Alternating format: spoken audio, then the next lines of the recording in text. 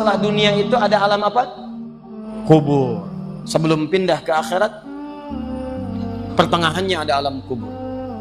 Kalau orang sudah selesai di alam ini, maka Allah wafatkan. Kullu nafsin dha'iqatul maut, thumma ilayna turja'un. Setiap yang punya jiwa akan kedatangan maut. Siapa yang bawa maut? Namanya malakul maut. Kalau malakul maut sudah bawa maut, maka dia mulai mewafatkan sampai meninggalkan dunia ini. Apa dalilnya Ustaz? Quran surah 32 ayat yang ke-11, paling kanan sebelah bawah. Qul yatawaffakum malakul mautil ladzi wukkila bikum. Kata Allah, katakan Muhammad kepada semua umatmu, setiap yang punya nyawa itu akan diutus malakul maut untuk mencabut nyawanya. Datang maut, makanya orang yang belum meninggal, yang belum dicabut, namanya disebut oleh Al-Quran dengan nama mayitun. Nih, CM, calon meninggal. Kalau datang maut lewat malakul maut, maut ini mengambil nafas. Begitu diambil, dicabut nyawanya, maka diwafatkan, ditinggalkan dunia ini. Maka orang mengatakan telah meninggal dunia. Artinya apa? Ditinggalkan dunianya. Karena alam kubur beda sifatnya dengan dunia, lain tempatnya, lain keadaannya, maka lain pula bekalnya. Jadi kalau Anda cuma mengumpulkan bekal dunia, maka semua bekal itu akan ditinggalkan saat di dunia. Maka orang mengatakan meninggal dunia, maksudnya meninggalkan dunia dengan semua bekalnya. Jadi semua yang kita dapatkan di dunia, rumah yang luaskah, mobil yang mewahkah, pakaian yang glamourkah, kalau sudah meninggalkan semua alam dunia itu, maka hilanglah semua yang kita kenakan. Habis semua kita tinggalkan. Walaupun Anda koleksi yang bagus-bagus, tetap tidak akan pernah dibawa. Jangankan Anda, yang mengantarkan saja tidak akan menyertakan. Kita mesti sadar teman-teman sekalian, pertama kata Allah kita akan wafat. Antum akan meninggal. Jadi antum kalau melihat di cermin tuh, ngaca dulu, ngaca, tunjuk wajah antum, wafat. Kamu akan wafat. Ketika Anda sadar Anda akan wafat, meninggalkan dunia ini, maka Anda mesti paham, udah punya bekal belum untuk pulang? Udah punya persiapan belum? Jangan-jangan Anda sibuk menyalakan rumah dunia Anda. Begitu padam listriknya, sibuk telepon PLN, telepon ini, telepon itu. Masuk ke alam kubur nggak ada cahaya, mau PLN mana yang dihubungi? Yang datang malaikat mungkar. Siapa Tuhanmu? Siapa nabimu? Apa kitabmu? Gelap, gelap, dan gelap. Karena itu orang-orang yang tidak siap dengan kehidupan berikutnya, maka mohon maaf, dia akan merasa ketakutan ketika meninggalkan dunia ini. Bahkan ada yang saking takutnya, malaikat langsung bergerak untuk memaksa dia cepat meninggalkan tubuh dunianya. Muncul Quran surah ke-8 ayat ke-50. Kata malaikat, kamu ini susah banget pulangnya, maka dipukulin oleh malaikat. Pukul, pukul, pukul, pukul. Teman-teman, karena alam kubur itu bekalnya bukan bekal dunia, maka Anda tidak akan pernah bisa membawa cahaya dunia ke alam kubur. Coba ayo kita berubah. Tolong pikir baik-baik, tidak akan ada yang abadi. Dan besok pun belum tentu hidup. Demi Allah saya katakan, Allah bisa mewafatkan kita pada hari ini. Saya cuma mau tanya sebentar aja renungkan. Tolong tanya pertanyaan saya ini, tanyakan pada diri Anda sebelum tidur. Kalau Allah wafatkan Anda pada malam ini, sudah siapkan Anda dengan bekal pulang Anda kepada Allah? Karena itu hukum mengatakan orang yang tidak punya bekal maka dia tidak siap untuk mudik. Jadi kalau dunia saja punya sifat mudik, maka akhirat pun demikian. Orang-orang yang punya petaknya cuma dunia saja, maka selesai hidupnya di sini. Kata Allah, nih saya berikan gambaran. Yang visinya cuma sampai sini, maka saya berikan semua kenikmatan dunianya seperti yang dia inginkan. Tapi begitu selesai ini, ditenggelamkan di alam kubur sampai kedalaman yang paling dalam. Turun ancaman. Kata Allah, hei, yang terlampau sibuk dengan dunia, suaminya sibuk cari harta, hitung lagi, hitung lagi, hitung lagi. Istrinya sibuk kumpul-kumpul dengan sesamanya, cuma membicarakan harta suami. Sosialita yang senang dengan kumpul-kumpul saja, tidak ada manfaatnya, cuma ngobrol, cuma gibah, cuma macam-macam. Coba ayo kita berubah. Tolong pikir baik-baik, tidak akan ada yang abadi. Dan besok pun belum tentu hidup. Demi Allah saya katakan, Allah bisa mewafatkan kita pada hari ini. Saya cuma mau tanya sebentar aja renungkan. Tolong tanya pertanyaan saya ini, tanyakan pada diri Anda sebelum tidur. Kalau Allah wafatkan Anda pada malam ini, sudah siapkan Anda dengan bekal pulang Anda kepada Allah.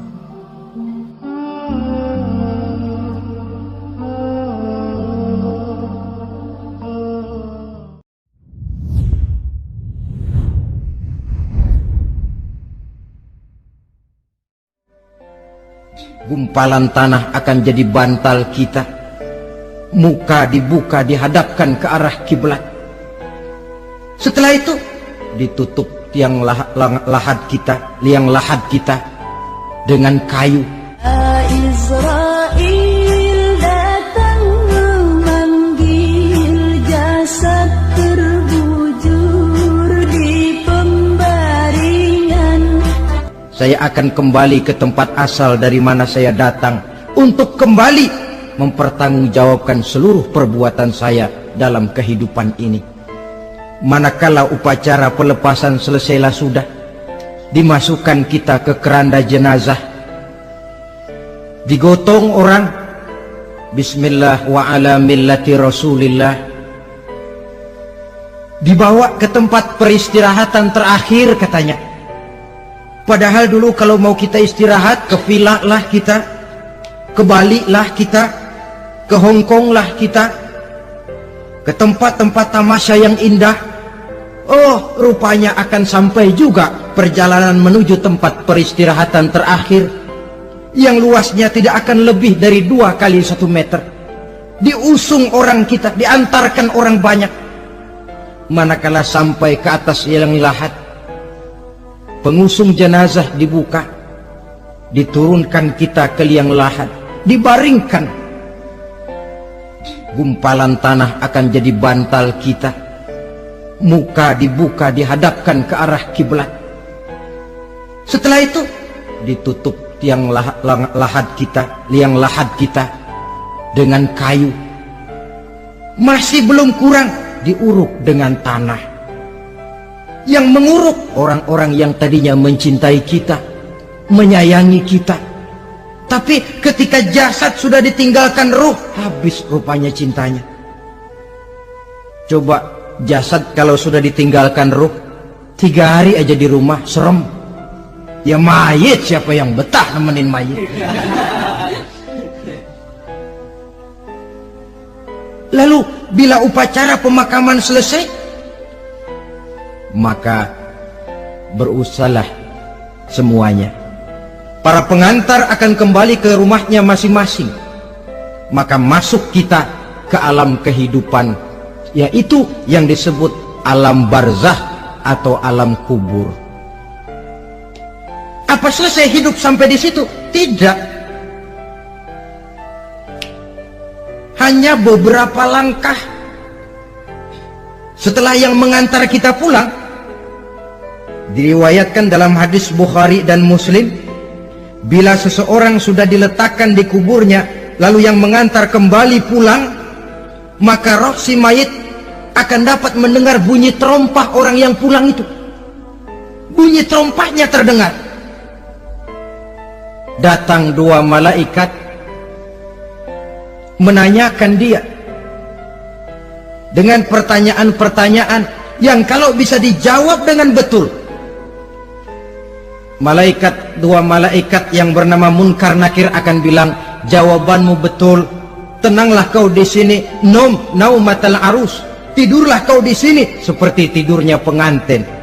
Orang yang baik-baik di alam kuburnya akan mendapat nikmat kubur, sehingga masa penantian yang lama. Sebab jangan lupa, kita masuk ke kubur itu kan menunggu sampai datangnya hari kiamat.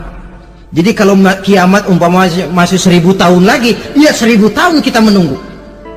Orang yang baik-baik penantian di alam kubur, kata malaikat, naumatal arus, tidurlah kamu seperti tidurnya pengantin.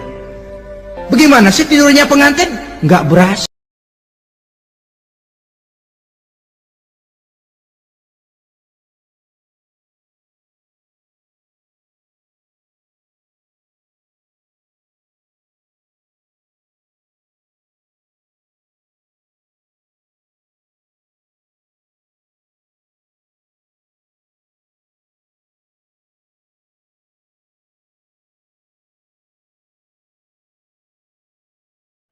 Alladzi khalaqal mauta, Allah yang menciptakan mati, wal hayata, Allah yang menciptakan hidup.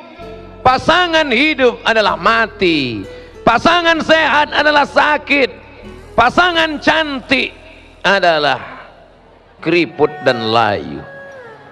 Siapa yang tidak siap menerima kehidupan ini, berani hidup, berani menghadapi mati. Takut mati, jangan hidup. Takut hidup, mati saja. Kalau belum masanya, nampak jenazah lewat, ikut. Oleh sebab itu kita ini kapanpun bisa saja datang silih berganti.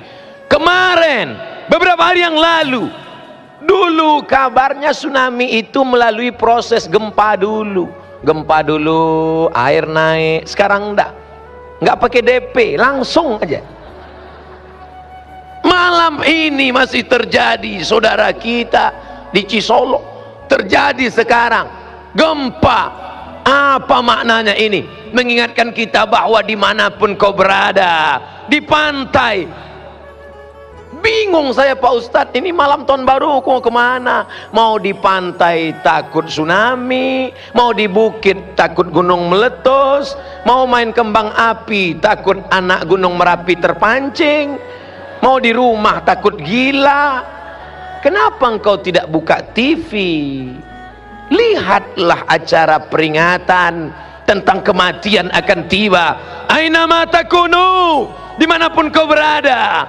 Dulu orang musyrik jahiliyah, dia buat peti yang besar, dia masuk ke dalam, dia paku keliling. Kenapa kau buat paku dengan peti besar? Supaya malaikat maut nggak bisa masuk. Yudrikumul maut, kematian akan menangkapmu. Walau kuntum fi burujim musyayyadah, walaupun engkau berada di dalam peti yang kokoh dan kuat, jangan takut mati. Jangan pernah takut bercerita tentang mati. Ini banyak istri yang takut ketika suaminya cerita mati. Jangan cerita mati, Pak. Ceritakan kematian supaya kau siap menghadapi kematian, supaya siap apa yang akan kita bawa menghadap mati. Illalladzina amanu, yang kau bawa cuma iman, wa amilus solihat, dan amal soleh, bukan somat. Aku hanya bisa mendoakan kalian, tapi nampaknya dari keadaan kondisi kesehatan beberapa hari ini, nampaknya saudara-saudaraku, mungkin aku lebih mendahului kalian. Oh, jangan mati dulu Pak Ustadz. Bukan maknanya aku mendahului mati, aku mungkin mendahului mengiringi jenazah kalian. Kematian tidak bisa ditawar. Sampai masanya kita akan mati, malaikat maut akan mencabut. 70 kali malaikat maut menatap mata kita, melihat wajah kita. Aku cabut nyawanya. Jangan dulu, kata Allah. Ini perempuan yang pelit, yang bakhil, kedekut ini, yang tak mau sedekah ini, yang kalau beli ikan nawarnya mau mati. Aku cabut nyawanya. Jangan dulu, jangan dulu. Ini yang orang pakai sabu-sabu, pakai narkoba, sudah tidak ada uang pakai lem kambing, sudah tidak ada uang tetap juga pakai kopi campur spiritus. Ku cabut nyawanya. Jangan dulu, kata Allah. Mungkin boleh jadi malam ini dia bertaubat. Mudah-mudahan yang pelaku dosa bertaubatlah engkau malam ini. Taubatlah sebelum malaikat maut mencabut nyawamu. Seperti tebasan pedang di tempat yang sama beratus kali. Seperti kambing yang dikuliti hidup-hidup. Seperti mata kail pancing ditarik dari kulit yang basah. Mana yang mau kami coba Pak Ustaz? Coba aja tiga-tiganya. Pulang dari sini ambil pedang 100 kali di tempat yang sama. Pulang dari sini kulit mencabut, robek. Yang paling ringan, ambil mata kail pancing, tusukkan, tarik. Kau rasakan sakitnya kematian. Kalau mau yang kematian paling ringan, ambil ujung dagingmu, tarik ke atas, rasakan sakitnya sampai akhirnya kau mati. Tapi insya Allah apa yang paling sering kau dengar, apa yang paling sering kau tatap, itulah yang akan datang waktu engkau mau sakratul maut. Karena kau sering mendengarkan nasyid puji-pujian Sayyidina wa Maulana Muhammad sallallahu alaihi wasallam. Sayup-sayup terdengar suara qamarun qamarun قمر سيدنا النبي قمر وجميل وجميل وجميل سيدنا النبي وجميل.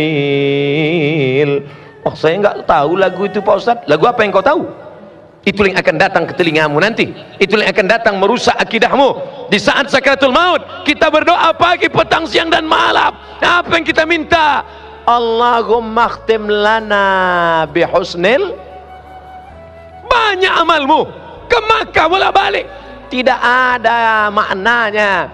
Habaan mansura, seperti debu yang diletakkan di tapak tangan lalu kau hembus keras, tak bermakna. Kau akan mati. Apa yang akan kau bawa? Allahumma ja'al akhira kalamina, jadikan akhir kalam kami inda intihai ajalina, ketika ajal kami tiba, ketika ajal kami datang, yang terakhir keluar dari mulut, la ilaha illallah. Hembusan nafas yang terakhir, Allah, Allah. Siapa yang membisikkan ke telinga kita? Anak yang dulu saat lahir kita yang berbisik ke telinganya, asyhadu an la ilaha illallah.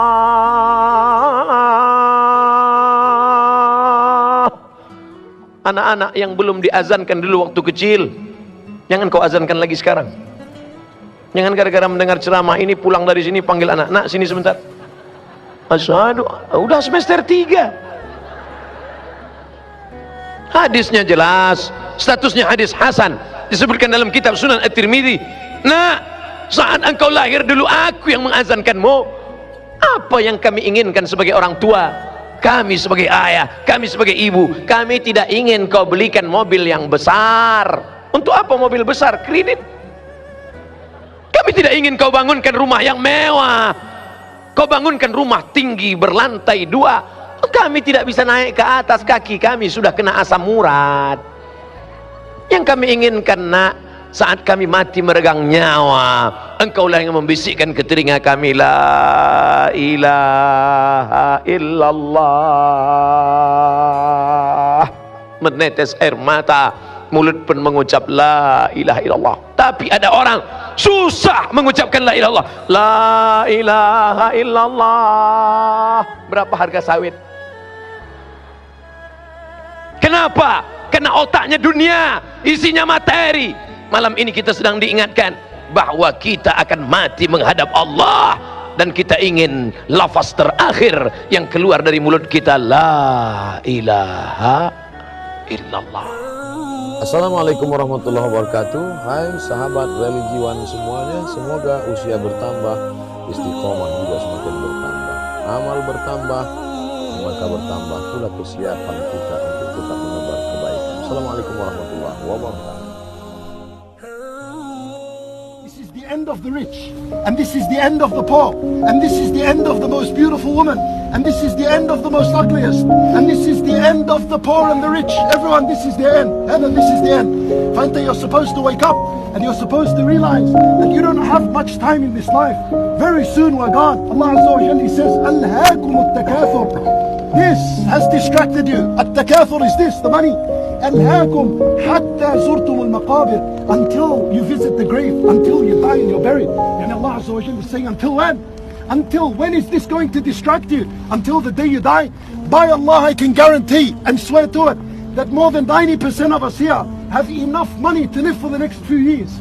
But still you find you busy. Busy doing what? Wafi salat in the masjid, no Quran, nothing of the good. Yani whatever he can, and he gives it like a joke like this. Perlu kita tanyakan kepada diri kita, kita kalau datang waktu sholat bahagia atau tidak? Setiap datang waktu sholat kita bahagia atau kita malas? Padahal sholat itu perjumpaan seorang hamba dengan Tuhannya. Kalau kita malas sholat berarti malas berjumpa dengan Allah. Kalau kita malas sholat, tanyakan kepada diri kita sendiri, apa yang dilakukan oleh Allah sampai kita malas berjumpa dengannya. Kita itu kalau malas ketemu sama orang, berarti orangnya pernah berbuat salah sama kita. atau orang itu kalau bicara nggak enak, atau orang itu sombong. Nah, Allah yang ngasih kita makan, Allah yang ngasih kita rezeki, Allah yang ngasih kita kesehatan. Masa ketika kita dipanggil sama Allah kita malah nggak mau berjumpa dengan Allah?